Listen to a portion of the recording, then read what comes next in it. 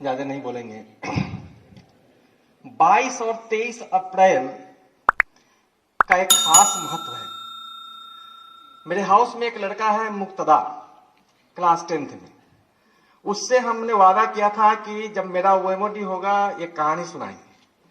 मेरा वादा था कि कहानी हम सुनाएंगे बच्चों पर, लेकिन हमने देखा कि पहले एक ऐसे शख्स को लेके आए जो उसकी उम्र की कहानी को सुन करके तुम अपने उम्र को याद करो। और तुम, और एक बच्चा क्वेश्चन पूछा हमसे कल रात में, सर दिल ठनकने का इंग्लिश क्या होता है। हमने कहा इंग्लिश पढ़ाते हैं, इसका जवाब भी देंगे, पूरे बच्चे सुनेंगे। सुनो बच्चों, वो 80 बरस का बूढ़ा था। 80 बरस का बूढ़ा था, वह बीमार था, अस्वस्थ था। वह बिहार के जगदीशपुर गांव का वह तालुकदार था। बाप के मरने के बाद 1826 में वह अपने गांव जगदीशपुर का तालुकदार बना। जानते हो 1857 की क्रांति तुम पढ़े हो। मंगल पांडे को अमर बनाया गया। न जाने कितने लोग इतिहास में अंकित हुए जो 1857 क्रांति के हीरो बने। लेकिन यह 80 वर्ष का बूढ़ा, जब अंग्रेज की गोली इसकी बाईं कलाई में लगता है तो देखा कि मेरा गांव तो नष्ट हो जाएगा और इसमें संक्रमण बढ़ रहा है, क्या करेंगे हाथ लेकर के। यह 80 वर्ष का बूढ़ा अपने हाथ, अपने मयान से तलवार खींचता है और इस हाथ को गंगा मां को अर्पित कर देता है। 80 वर्ष का आदमी था वह। जिस समय उसको निमंत्रण मिला कि तुम्हारा गांव नष्ट हो जाएगा, उस समय वह उठ नहीं रहा था। उसका भाई, उसका सेनापति आया, कहा कि क्या देख रहे हो, उठो, नहीं तो जगदीशपुर का रियासत नहीं बचेगा। उठा, लड़ाई लड़ा। वो लड़ाई चला 1 साल तक। गांव छोड़ना पड़ा, भागा आजमगढ़ में, शरण लिया आजमगढ़ में। आजमगढ़ में विद्रोहियों से इसकी मुलाकात हुई। आजमगढ़ से फिर लौट के आया, कसम खाया कि जब तक मेरी मातृभूमि स्वतंत्र नहीं होगा, जब तक यूनियन जैक जो फहरा रहा है जगदीशपुर पर, उसको मैं नहीं उतारूंगा, तब तक सांस नहीं लूंगा। और 1 साल तक लड़ते रहा गुरिल्ला युद्ध में। यह पारंगत बूढ़ा 1 साल तक लड़ते के बाद दानापुर के समय समीप जिसकी लड़ाई हो रही है, गोलीबारी शुरू हुई और 23 अप्रैल को यह बूढ़ा घायल अवस्था में है, उठ नहीं रहा है। लेकिन अंग्रेज की सेना को पीछे ढकेलता है और यूनियन जैक जो फहरा रहा था जगदीशपुर गांव में, जानते हो, उस जगदीशपुर गांव का यूनियन जैक उतार फेंका, अपना झंडा फहराया। इस बूढ़ा को आज सलाम करो, क्योंकि यह बूढ़ा, उसका आज मन रहा है दिवस। उस समय बिहार का, यह भी प्रांत बिहार का ही था। और जानते हो इसकी प्रेरणा कहां से मिली? इसकी प्रेरणा देने वाली गांव की वह अनपढ़ औरतें थी। क्या गीत गाए जानते हो? वो अपनी भाषा में, वो अपनी गांव की भाषा में ये बूढ़ा को जगाया कि बूढ़ा क्या देख रहे हो। एक पंक्ति तुम्हारे सामने रखते हैं, औरतें कैसे बूढ़ा को जगाती है, फिर बूढ़ा कैसे गांव को स्वतंत्र करता है और कैसे बूढ़ा अमर हुआ। सुनना एक पंक्ति, हालांकि भाषा अलग है, अनुवाद कर देंगे। औरतें क्या कहती इस बूढ़ा को, जब गांव त्रस्त कर दिया है अंग्रेज लोग, औरतें गीत गाती है, कहती है, अब छोड़ रे फिरंगिया। फिरंगी कहते अंग्रेज को। औरतें कहती है, अब छोड़ रे फिरंगिया हमरा देशवा, अब छोड़ रे फिरंगिया हमरा देशवा।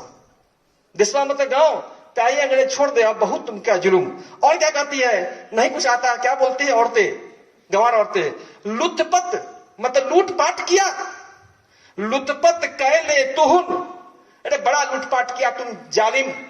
और क्या कहती है, मजबा उदय कैलाश, खूब मौज किया तुम मेरे गांव में आके रे फिरंगिया। और कहती है, देश पर जुल्म जोड़ किया, सहार गांव लूटी, कहा कि सारा गांव तो लूट लिया तुम, कुछ नहीं मेरे खाने के लिए। फिर औरतें क्या कहती है, फूकी बिहत के गांव जला दिया, घर जला दिया, फूकी बिहत फिरंगिया, सुनी सुनी कुंवर के हृदय में लागल अगिया। जब औरतें की विलाप सुनती है 80 वर्ष के बूढ़ा के दिल में आग लगता है। और क्या कहती है, अब छोड़ रे फिरंगिया हमर देशवा अब छोड़ रे फिरंगिया हमर देशवा। औरतें की गीत गाने के बाद 80 वर्ष का बूढ़ा उठा और जगदीशपुर गांव जो आज भोजपुर जिला में आरा जिसको कहते हैं, और इस शख्सियत का नाम 80 वर्ष का इस नौजवान का नाम, अंक गणित से कोई बूढ़ा नहीं होता, याद रखना। जज्बा है तो तुम जवान हो। वो तो बायोलॉजिकल चीज है जी, उम्र बढ़ेगा।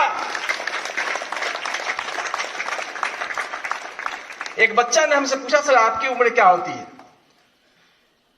मैंने कहा कि बायोलॉजिकली तो मेरी उम्र जो मैं 50 के पास पहुंच चुका हूं, लेकिन मैं तुमसे ज्यादा जवान हूं।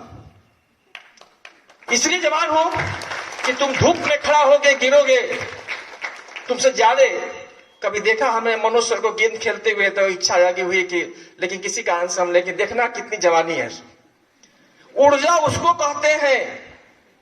और मैंने बच्चों इसलिए इस बात को रखा तुम्हें सामने, तुम्हारे गांव में भी ऐसे अनसंग हीरोज हैं, ऐसे हैं लोग। जरा पहचानो, गांव जाना ना, अपने दादा से, अपने नाना से, अपने नानी से, अपने दादी से बातें करना कि मेरे गांव को ऐसे हीरो हैं जिनको इतिहास में अंकित नहीं किया गया, गांव में नहीं पहचाना, उनके बारे में गाथा गाना ना, उनको खोज करना ना, बड़ी आनंद आएगा, बड़ा तुमको मौज होगा, लगे गर्व होगा कि उस गांव के ही कोई लाल था जो कहीं ना कहीं वो जो या स्वतंत्र संग्राम की लड़ाई चल रही थी, उसका भी योगदान था। हम पीढ़ियां भूल गई। धन्यवाद देते ही सरकार को, धन्यवाद देते हैं मोदी सरकार को हम एक काम के लिए कि इन्होंने एक आग लगाई है कि ऐसे ऐसे अनसंग हीरोज को खोजो जिनको इतिहास में अंकित नहीं किया। और हमने आज इसलिए खोजा, जानते हो? तुम पूछो क्यों खोजे? इसलिए खोजे, जिस फिरंगी को आज हमने भगाया था, उस फिरंगी का एक प्रधानमंत्री मेरे यहां आकर के बापू के उस चरखा पर काटता है सूत, फोटोग्राफी कराता है। जब हमने देखा कि बापू के चरखा को तुम छुआ है, तो याद करो बापू को बापू बनाने वाला बिहार की धरती थी, और उसको याद हो गया होगा कि भारत का जो जमीन है वो किस फसल को पैदा करता है।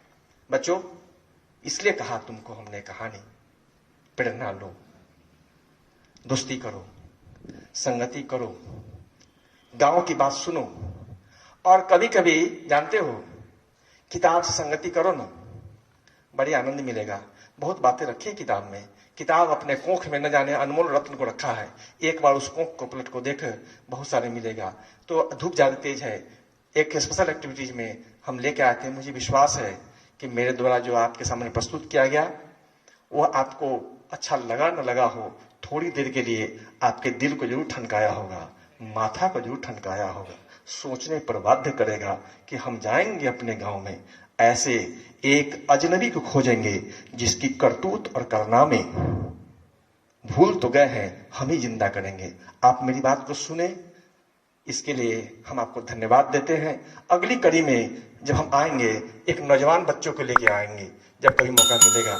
तब तक के लिए आप स्वस्थ रहें, सुखी रहें और नियम के पालन करते हुए हंसते रहे विद्यालय में, यही मेरी कामना है। धन्यवाद।